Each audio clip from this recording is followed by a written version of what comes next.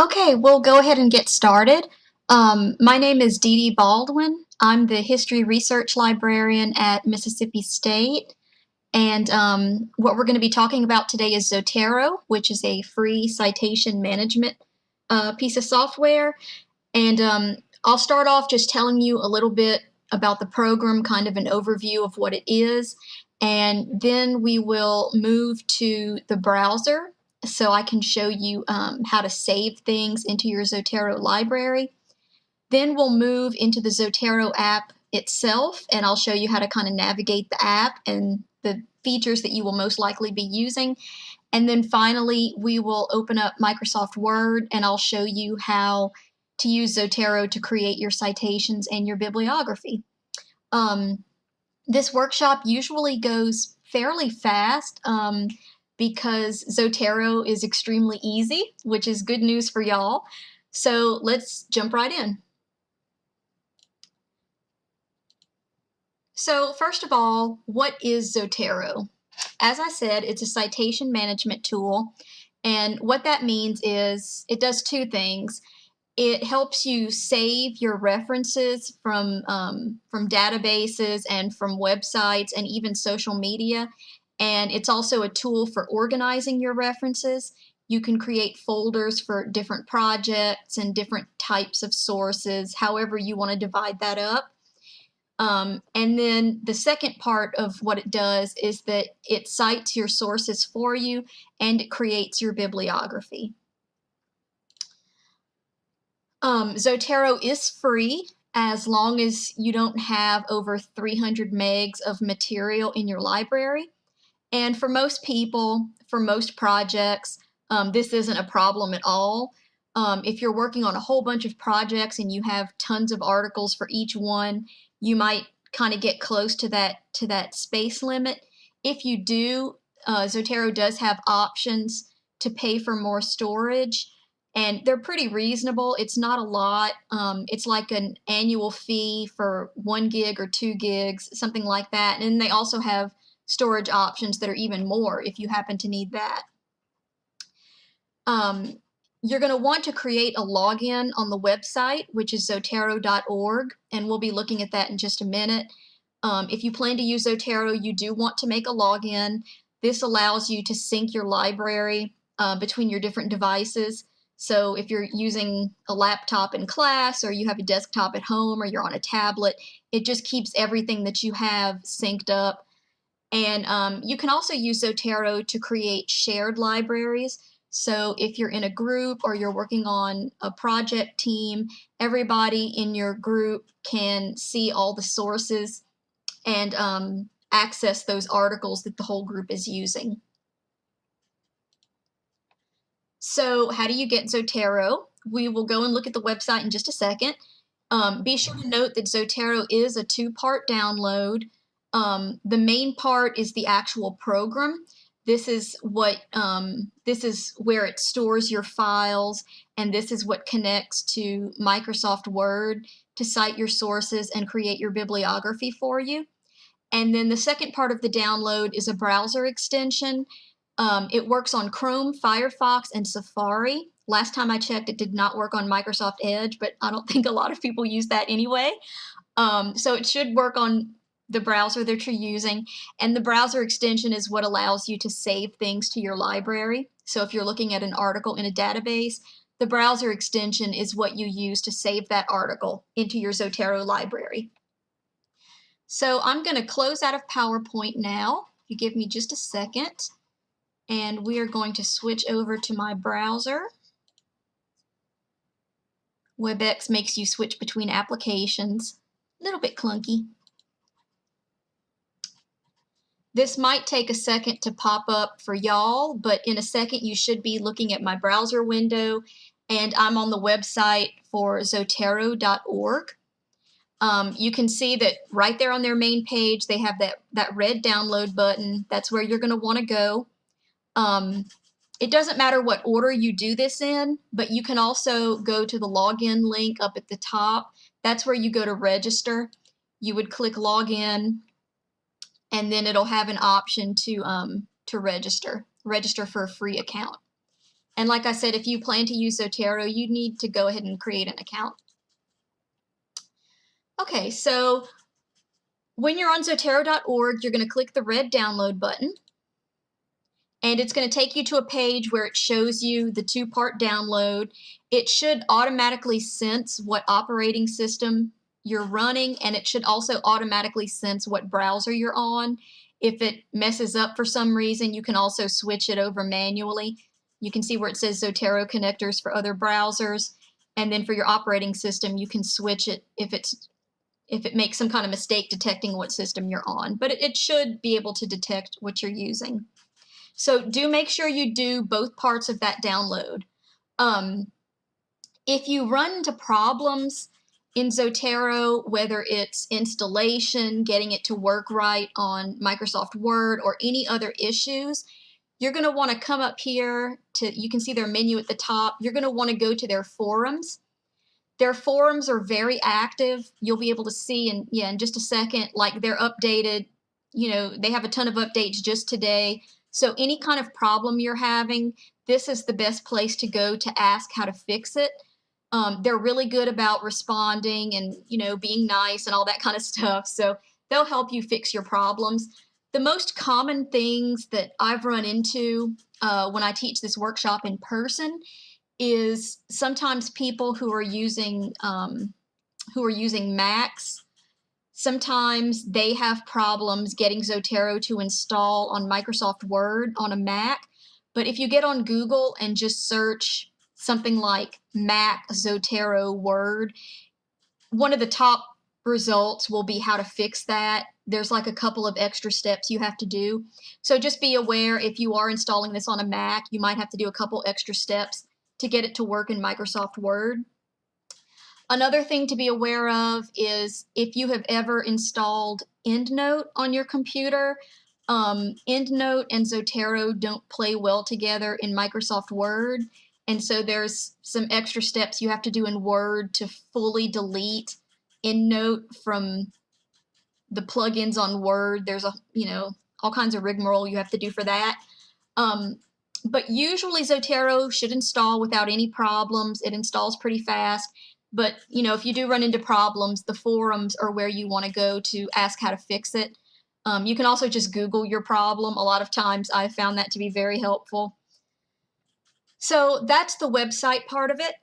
Now I'm going to go over to the library's website just to do a demonstration of how the browser extension works and how to save things into your library. I have the Zotero app open and running while I do this. I've found that it works better if the app is running when you're trying to save things to it. You might have a different experience from that, but just be aware that I do have the app running. The Zotero icon that appears in your browser, this is where it appears in Chrome. I know other browsers have different layouts, but wherever your plugins appear, this is where it'll be. So it looks like a piece of paper right now, or like a file, and this would save this website into my Zotero. So I'm going to show you what it looks like when you save articles from databases. So I'm going to click on our databases button here. And I'm just going to go to Academic Search Complete, the first one in the list.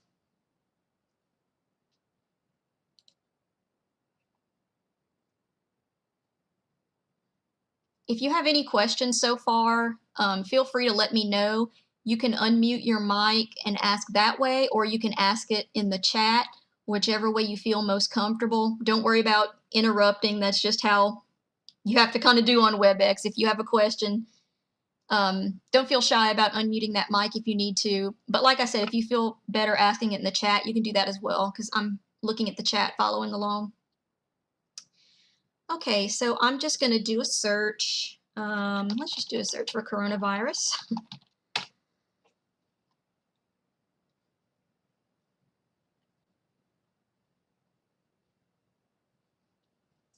So in a second, well, it's already switched. Up in this right-hand corner, my Zotero icon has changed from what looked like a piece of paper to now it looks like a folder. The reason it changed to a folder is because we're looking at multiple items in these database results. So Zotero does give you the option, if you click this folder, it gives you the option to save all of the articles on this page at one time. So if you're kind of in a hurry and you just want to save everything all at once and then pick through it later, narrow things down, you can click select all and save all of these articles. I'm going to click OK. And then it'll have a little window up here that shows that it's saving those items to Zotero.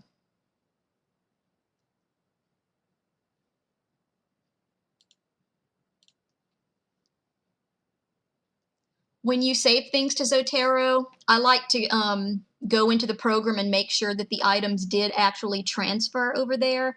Every now and then it does like a weird glitch where it says it saved it, but it didn't.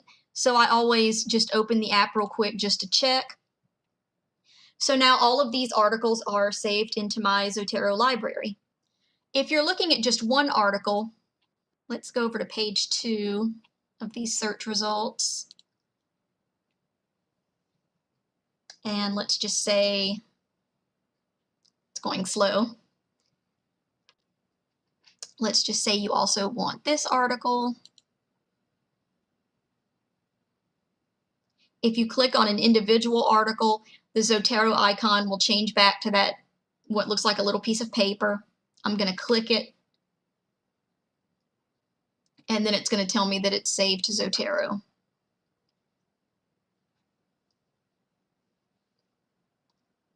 So you can also do this with web pages. So let's just say I'm Googling coronavirus. And let's just say I want this article from the World Health Organization. I can also save the text from this website into my Zotero library. So again, I'm going to click the Zotero icon, and it's going to save this web page. Does anybody have a question so far about how to use the browser extension? It's basically just clicking it, and it sends the stuff to your Zotero library. Now this is telling me it had an error. I don't know why. We'll try it again. Okay, it worked that time. Okay, so if nobody has any questions, I'm going to switch over now to the Zotero app. If you think of a question from this part of the workshop, feel free to ask it. It's not like you lose your chance or anything. So let me switch over now to the Zotero app. Just one moment. Please ignore my kitten meowing. Okay, so once you've saved items into your Zotero app, this is what it looks like. So one thing you're going to notice is over here on the side, these blue dots. The blue dots are showing you which articles you have the full text of. Articles that don't have those blue dots are ones that our library might not have the full text, so you might have to do an interlibrary loan, or you might have to do the Find It button to get the full text that way. But articles that have that blue dot, it means that you do have the full text for it. And if you right-click one of those, you can see that it gives you a little pop-up here, and it has the option to view the PDF. So when you save an article to your Zotero, it doesn't just save the bibliographical information, it also saves the article itself. And this is what can kind of take up space. Be quiet, little kitten. Sorry, y'all. I'm fostering this kitten, and she's very loud. So if you do have a lot of articles with the PDFs, you might have to clear those out fairly often to if you get close to that space limit, because that is what takes up the space. But like I said, unless you just have a ton of articles, you shouldn't have to worry about that. So let's look at the bibliographic information on the right side. This is the information that it's going to use to cite the article for you.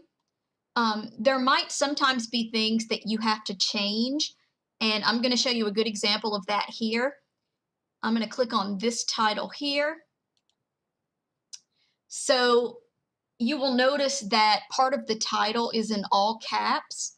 Sometimes when you download articles from databases, sometimes they have the author's name in all caps, sometimes they have the title in all caps or part of the title in all caps. This is just a quirk that some databases do, and that is something that you have to fix manually, because if you cite this article when Zotero creates your bibliography, it can't change the case of letters, so it can't change from uppercase to lowercase and all that kind of stuff. That's something you have to do manually. So you can either fix it once you get to Word, or you can fix it here. Either way, however you prefer to do that. I recommend going ahead and fixing it in Zotero just so you don't forget to fix it later. So I'm just going to change how that's written.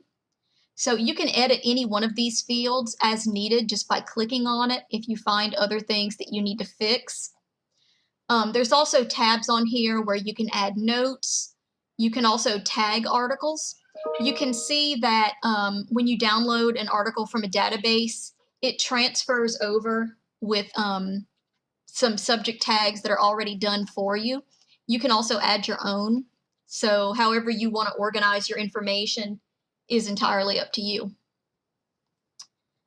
Okay, so when you're coming into Zotero for the first time, you do want to go ahead and sync up your library with your other devices. So you would come up here to Edit, Preferences, and under Edit Preferences, you're going to see that button to sync, and that's where you go to log into your Zotero account, and that's how you sync up your account. You can also change some of these other settings as you want to, that's all up to you. If you are setting up a group library, that's going to be, let's see, New Collection. You click on this little orange folder up at the top for New Library, and you're going to go to New Group. And when you do that, it's going to ask you to enter the email addresses of the other people in your group, and then they will have to go and accept being added to that group. But that's how you do it if that's something that you're going to be needing. So let's say you want to organize your library, you're working on more than one paper, or you just want folders for different types of things, like maybe you want a folder for peer-reviewed articles and another folder for articles that are not peer-reviewed, that kind of thing. You can come up to My Library and right-click, or you can also just click this little folder icon right here. They both do the same thing. So you can say My Library, New Collection, and you can name it whatever you want. So I'll just put Paper 1. You could name it for your class, whatever you want to name it. And then you can go to your library, and whichever articles you want to drag in, you can select them and then drag them over to the folder. You can also create subfolders. So if for Paper 1, I'm going to right-click that and say New Subcollection, and then I'm going to say just peer-reviewed. Let's just say that's how I'm organizing my sources. So you can make folders, subfolders, sub-subfolders. You can organize this stuff however you want. Go crazy. Those are the main things that you need to know about the Zotero app. There are other things you can look at, just explore the app. It's very user-friendly. It's very intuitive. But those are the main features that you will be using, is creating folders, editing the metadata, and then also right-clicking articles that have blue dots. You can see that since we were last on this screen, more blue dots have appeared, and that's because Zotero was still in the process of downloading these articles that I had saved. So they don't download instantly. It depends on how fast your internet is. But eventually, all the ones you save will appear here. Does anybody have a question so far? You can ask it in chat or unmute your mic.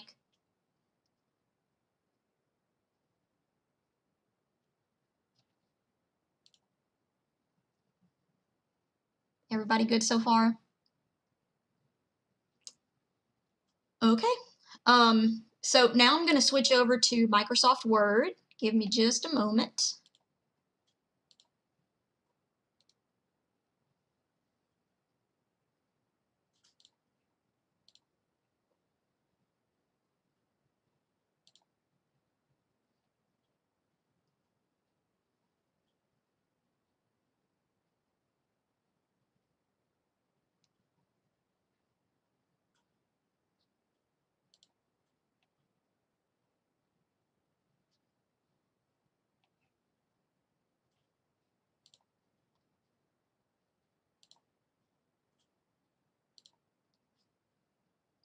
Okay, it might take a second or two, but you should be seeing my Microsoft Word screen.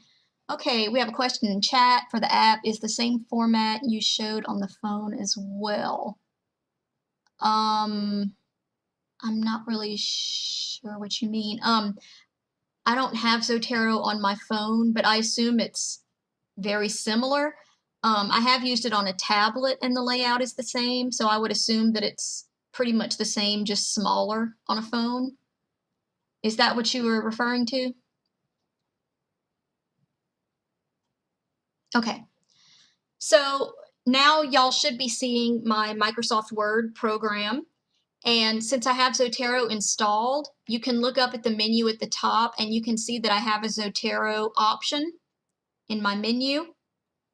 When you first install the program and first try to open Microsoft Word and use it, make sure you do have that Zotero up in your menu. If it's not there, that means it didn't install right, and there might be an extra step or two that you have to do. Sometimes you have to reinstall it. You have to go into Zotero. Like I said, if you Google that, if you just Google Zotero Microsoft Word, it'll be like the first result. It'll give you those extra 1 or 2 steps you need to do to make sure it installs. If you have a bigger problem than that, like I said, you can go to their forums and they'll help you out.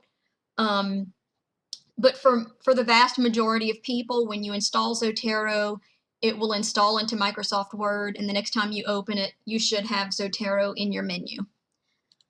Okay, so let's just say I'm writing my paper and I want to put in a citation. I'm going to click Zotero up at the top, and you can see it's a really small, easy menu. Everything about Zotero is very easy. I'm going to click Add Edit Citation, and let me share this little pop-up so y'all can see it. Y'all should be seeing the little window that popped up when I clicked Add Edit Citation. The first time you click it, it's going to ask you to choose what citation style you're using. So I'm just going to say I'm using APA for this.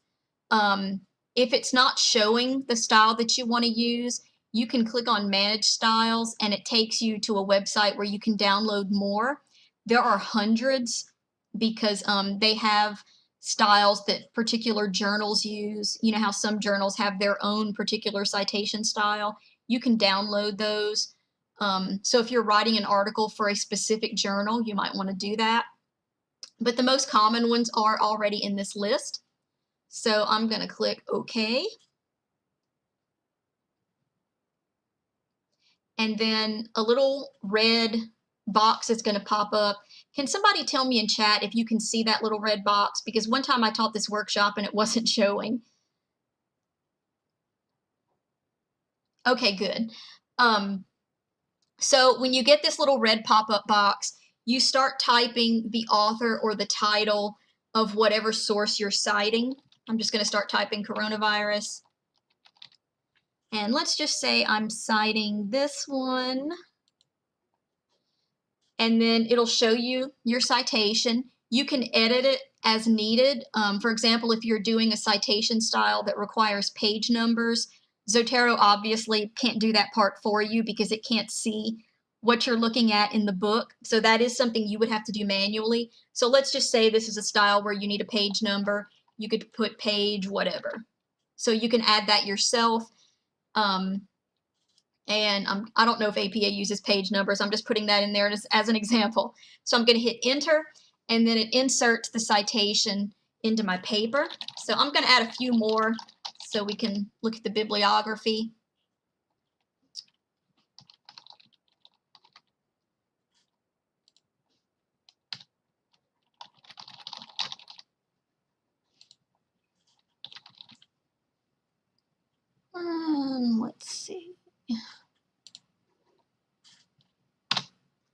Okay, so I've added 3 citations. Let's say I'm ready to do my bibliography. When you're ready to do that, you can come over here and it has a button, just add edit bibliography. And you just click that and Zotero, like magic, creates your bibliography for you. You can see that it automatically alphabetizes by author's last names. It doesn't matter what order they're in your paper. It automatically alphabetizes for you. And if you're still working on your paper, it will automatically update your bibliography as you go. Be quiet, little kitten.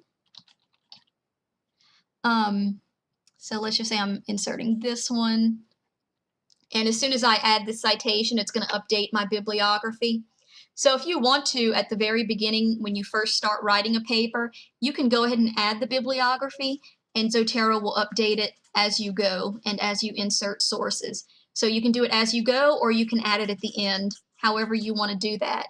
Again, make sure that you look over this, because it's very important to remember that Zotero cannot change upper and lowercase. So if you're doing a citation style that does capitalization differently, for example, APA, you don't capitalize every word in a title. So this one is done right, but this one you would have to fix on your own. You would have to come in and edit this part on your own. You would have to change these uppercase letters yourself. So do be aware of the citation style you're using and what they require for upper and lowercase, that kind of thing. Make sure, you always have to check and make sure that it's done right. But the thing with the capital letters is the most important thing and the most common thing that you're going to have to fix. But other than that, it should do everything right for you. But I do always want to make sure to point out that thing about the capital letters. Does anybody have any questions about anything that we've covered from the website, the program, using it in Microsoft Word? One more thing is that if you are changing a citation style, you can come up to this link here that says Document Preferences. And if you decide you want to switch to another citation style, like let's just say you're going to do, let's just do American Medical Association, and just click OK, and it will automatically change your citations and your bibliography into that style. If you do that switch too many times, it starts getting messed up just because it gets confused switching between the styles. But if you're only doing it once or twice, you shouldn't have any problems switching back and forth between styles. So that is the end of the workshop, unless anybody has any questions. There is a quick survey to evaluate the session if you want to. It's not required, but these are helpful for us to have these evaluations for future workshops. So the link is pasted in the chat if anybody wants to fill that out. And if nobody has any questions, that'll be it.